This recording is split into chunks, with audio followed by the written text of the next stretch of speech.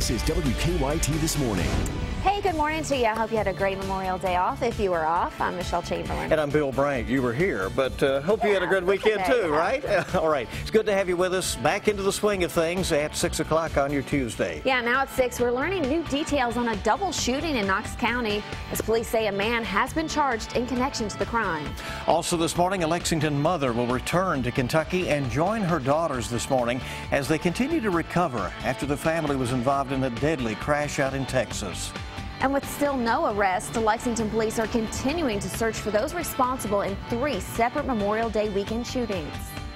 Check out this shot outside early this morning. This is an awesome start to the day, and this shot goes for a lot of people out and about. A little fog here and there. There's nothing really to be concerned about. We get into your afternoon, a warm one in store, 86 degrees, but the rain crashes on in here later on in the forecast. And I'm going to show you when coming up in just a few minutes. All right, we'll see you then. Now a WKYT breaking news alert first thing this morning. Lexington police have inbound Paris Pike shut down, and it's because of a serious crash. A tow truck slammed into a tree near the Bourbon County line. This is a live look at the scene.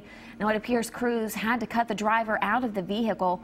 Crews first arrived on the scene around 5:40 this morning, and we're working to get more information, and we'll have updates for you throughout the morning. An active scene, obviously, and something we'll keep an eye on. State police say 2 women were rushed to the hospital after being shot in Knox County. It happened last night in the Gray community. New this morning, we have learned the accused shooter has been arrested. WKYT's Mark Barber is at our live desk with the latest on that investigation. Mark, good morning. Good morning, Bill. That accused shooter is 38-year-old Brian Bunch. He was arrested early this morning after state police say he tried to kill 2 women. They survived the shooting, but they are now in critical condition this morning. Bunch is now in the Knox County Detention Center, charged with 2 counts of attempted homicide. State troopers started their investigation into the double shooting around 8:30 last night when they learned there had been a shooting on Bailey Hollow Connector Road. When detectives got there, they found the 2 women with serious injuries. They were flown to the University of Tennessee's Medical Center. Bunch was arrested at his home 4 hours later. This morning we've learned that investigators found a wrecked truck just a couple hundred feet away from that crime scene. State police are trying to figure out if that crash was connected to the shooting. While we don't have any idea what may have motivated the double shooting, we do know that Bunch was arrested by state police 8 months ago. We'll take a look at the charges he faced back in September, coming up on WKYT News at 6:30. From the live desk, Mark Barber, WKYT.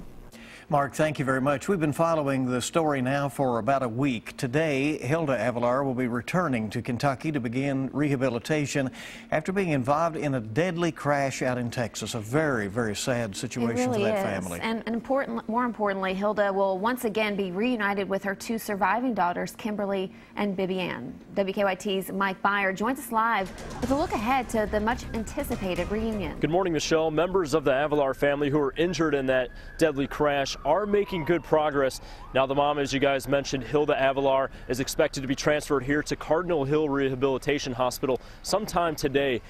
If you'd recall, the family tragedy struck the family a little over a week ago. While driving in their van, they were rear-ended by a car, pushing them into the path of an 18-wheeler. This is while they were visiting family in Texas. Hilda's husband, Israel Avalar, and the couple's 3 sons, Kevin, Daniel, and Matthew, were all killed. Their 11-year-old daughter, Kimberly, Israel's mother, and Hilda were all injured in the crash. Kimberly is back in Kentucky at Kentucky's Children's Hospital, and she will soon be, and then the oldest daughter, Bibian, was in Kentucky when the crash happened. She's now by her sister's side and will soon be reunited with her mom. Now the family attended Clay Mills Baptist Church for 15 years. Pastor Jeff Fugate says a member of the church is currently at the home building ramps at the entrances so the family can get into their house once they are released from the hospital. So it's nice to see the community coming together to help this Avalar family. Live in Lexington, Mike Byer, WKYT. All right, Mike, thank you. And new on WKYT this morning, a man is accused of attacking a woman outside a downtown Lexington bar. Police say Damon Dixon wanted to perform some magic tricks for the victim in exchange for money. When she refused and got into a cab, police say Dixon grabbed her, threw her up against a wall, and stole her wallet. The victim's friends chased Dixon down and held him until the police could get there.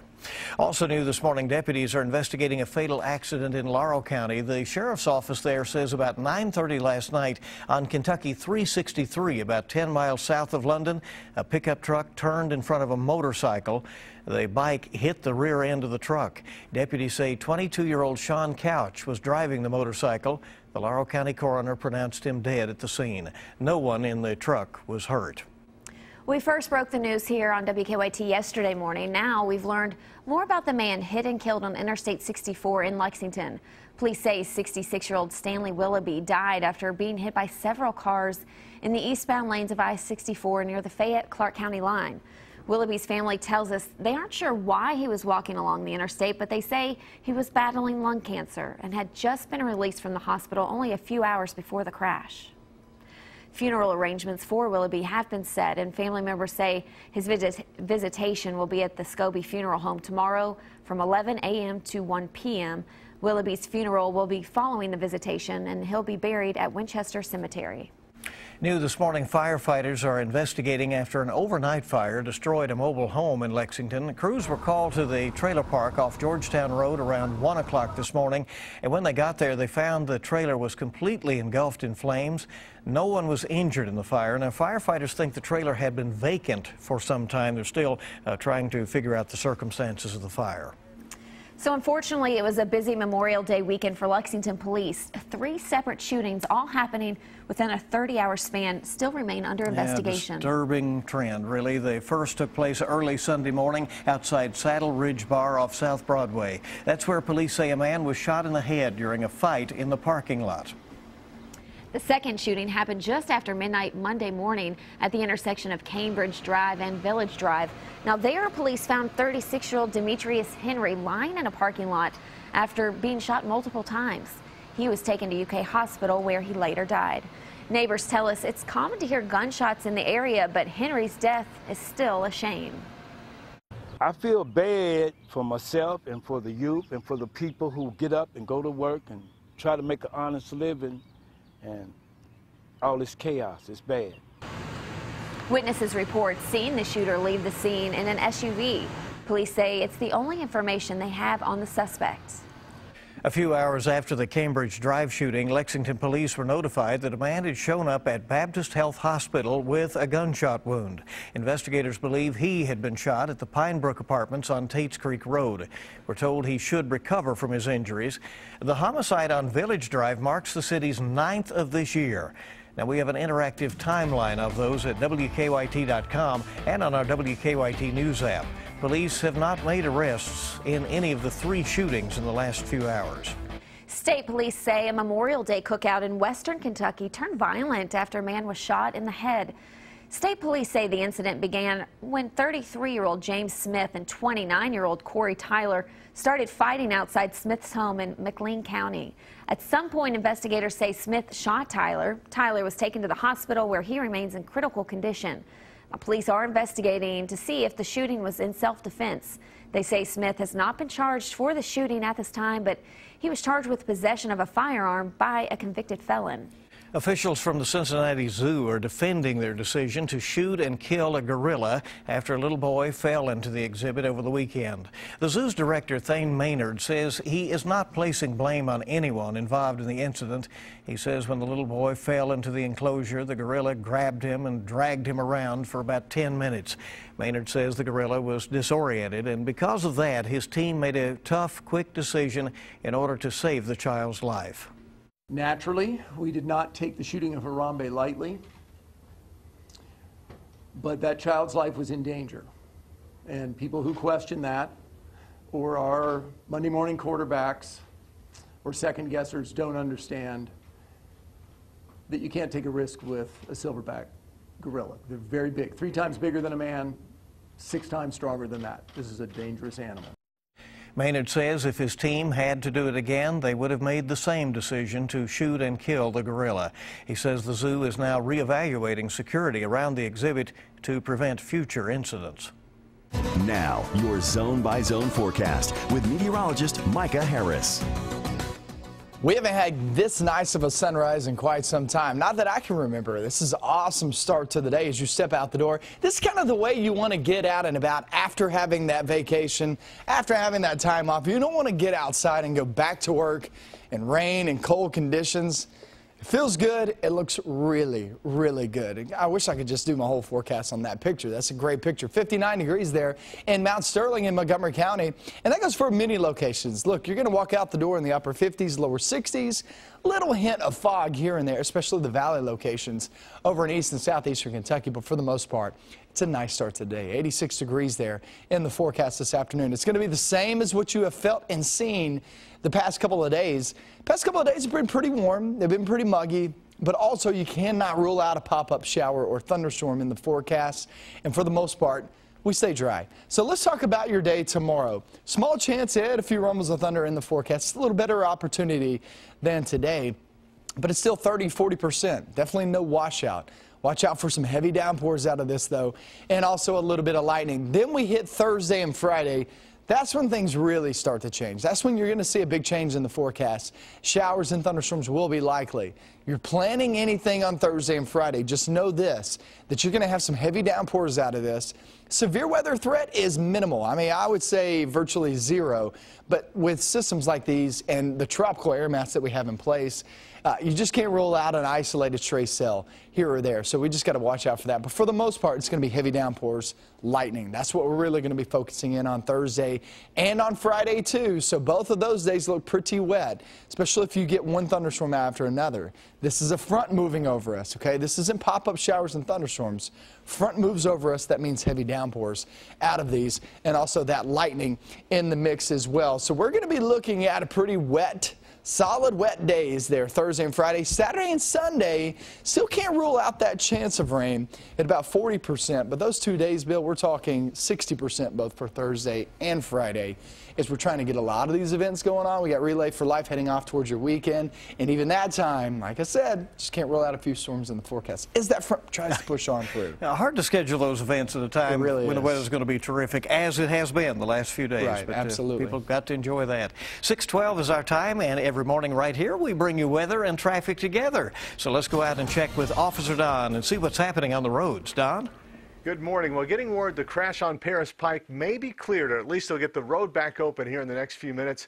We have someone on the scene. We'll keep you up to date on that. Now, other than the collision on the north side involving the tow truck, we're looking okay on the south side this morning. Let's get a look outside at overall traffic flow, and you can see inbound Nicholasville Road moving without any problems. No problems on Winchester Road or Tate's Creek. As far as drive times go, so far we're okay from Nicholasville. Things look normal, about 12 minutes or so. From Versailles across the county line, traffic's moving well. Now back to you in the studio. All right, Don, appreciate it very much, and let's hope everything it does clear soon out there on that one accident, and it's a good ride in for you this morning. A lot more coming up on WKYT on your Tuesday. The presidential candidates are preparing for the next week's critical California primary. More from the campaign trail just ahead. Kentucky mornings start here. You're watching WKYT This Morning. Good morning. The time is 6:16. Welcome back. Beautiful start to the day out there. I just can't believe it this morning. It is beautiful. Over at our sky cam, you can see the gorgeous sunrise. Yeah, just looks so really good. So enjoy this day. Some rain later in the week. Donald Trump holds a news conference today to address questions over millions of dollars that his foundation raised for veterans. The money was raised when Trump skipped out on a scheduled Republican debate in January and held a fundraiser instead. Yeah, the development comes a week ahead of California's critical primary, where polls show a tightening race between Democrats Hillary Clinton and Bernie Sanders. Hannah Daniels has the latest from New York.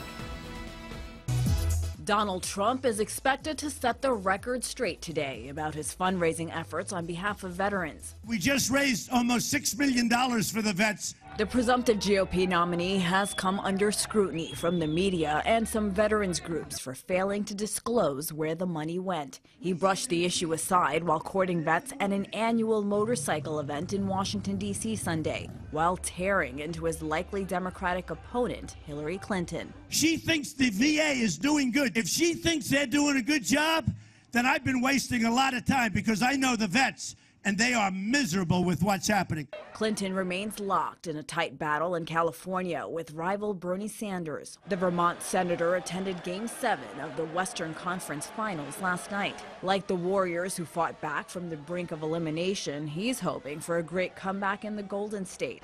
They turned it around. That is what our campaign is going to do as well. Clinton has changed her campaign schedule and will return to California 4 days earlier than planned. A win in the state next Tuesday would give her enough delegates to lock up the party nomination. Hannah Daniels, CBS News. President Obama paid a Memorial Day tribute to fallen U.S. troops at Arlington National Cemetery.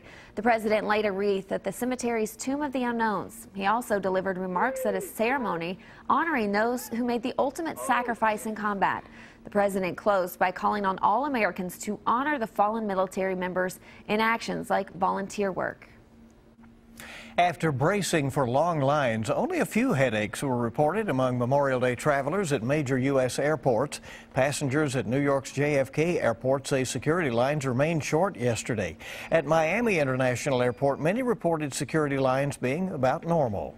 The NBA Finals are now set. The Golden State Warriors won Game 7 last night against the Oklahoma City Thunder. At one point, the defending champion Warriors trailed the Thunder 3-1 in the postseason series. But after 3 straight victories, the Warriors became only the 10th team in NBA history to overcome that deficit. Now they'll take on the Cleveland Cavaliers for a rematch of last season's NBA Finals. Forbes has ranked the worst and best female CEOs of S&P 500 companies by how their company stock performed. Deborah Cefaro of healthcare real estate company Ventas came out on top with more than 2,300% growth of shares. Mary Barbara of GM was reported lowest performing female CEO. Now, members of the class of 2016 may be tempted to check out Pittsburgh. The Steel City topped Trulia and LinkedIn's Graduate Opportunity Index for getting high marks for entry-level job openings and affordable rentals. Soon, your cell phone may be able to perform medical tasks. YouMove, based in Jerusalem, says its new software can tell whether you've had a concussion. It can also do sobriety tests and maybe even detect terminal diseases. WKYT this morning is just getting started, Bill. Yeah, we have a lot more coming up for you. 6:20 is the time on your Tuesday morning. A Western Kentucky man is now asking the community to forgive him for destroying a Memorial Day exhibit over the weekend. His apology from behind bars. Story on that is coming up at 6:30, and we'll be keeping you updated on weather this morning. Yeah, it is a pretty nice start to the day. It looks great outside. It feels great. Plenty of sunshine today, but things will change in the upcoming days with those temperatures and also some thunderstorms in the forecast. I'll have that coming up next.